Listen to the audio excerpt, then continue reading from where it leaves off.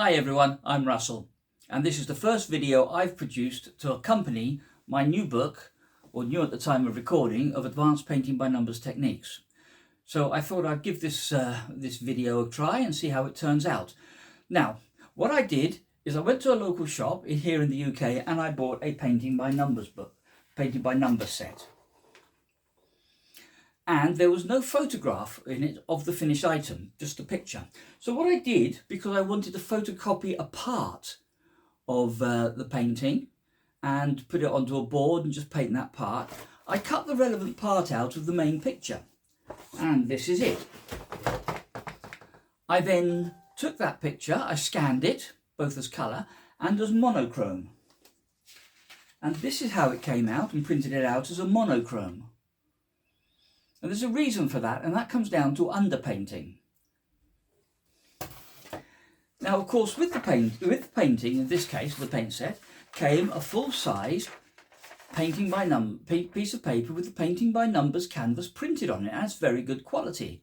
So I took the relevant part of the picture I wanted, I put it into the, folded it up, I put it into my A3 printer photocopier, and printed out some sheets of it on canvas sheet, not canvas paper, canvas sheet. And you can only print canvas sheet on an inkjet or a deskjet laser. Sorry, an inkjet or a deskjet printer. If you put it through a laser printer, you will mess up the printer. So A3 canvas sheet, which you can buy either in pads, though it's better to buy the packs because it's a finer quality canvas. And I ended up with something like this. Now what I've done here is I've taken a sheet of MDF, medium density fibre board we call it in the UK, and I've painted it with gesso on both sides. I've let the gesso go off and then I've rubbed it down with light sandpaper. Put a second coat on, rubbed it down with light sandpaper, put a third coat on, let it dry, rub it down with light sandpaper. And when it had dried off completely, I got some PVA glue, polyvinyl glue. I covered it in glue. I covered the glue over the face completely, not too thick, but a good covering. And then I just pushed onto it and smoothed down the canvas sheet that I printed out on my deskjet printer. And there it is, ready to paint. Now I've talked a bit about underpainting and how the great artists, and even the everyday artists now, tend to underpaint certain areas. The reason you underpaint, for a number of reasons. One is that you take the whiteness off the canvas, so that if you miss a bit, it doesn't show through so much. Two, it helps you outline the picture you want to paint. And artists for centuries have been using sketches to put on their canvas before they paint. Then they underpaint in numerous layers. It helps bring out the depth of the subject with the paint. So, how do you know which areas to underpaint? Well, this is the photocopy of the full colour image.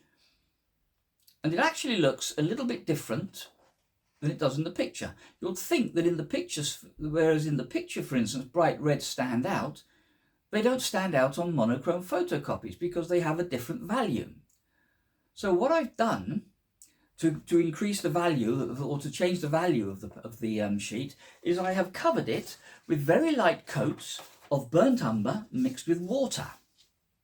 So first of all, very little burnt umber acrylic paint, a lot of water, and I've just washed it basically to get a light coating all over the canvas. And this area, for instance, is one coat. Just one coat. I've let it go. Oh, first of all, I put a coat of gesso.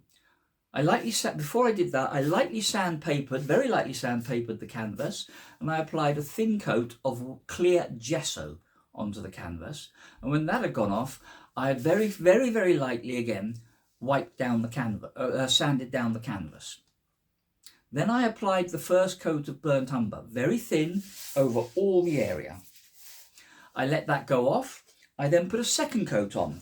And areas that got second coats, you can see up here where it's a bit darker, because that's how it is a bit of a dark area there on the black and white, and a bit there. I let that go off, and then I put a third coat on. And these areas here and spotted about here are the dark areas. And you can see how the dark areas on the burnt umber tie in with the dark areas on the monochrome paint of the monochrome photocopy. So the next thing I'll want to do, of course, is start painting this, and that'll be the subject of another video. Thank you.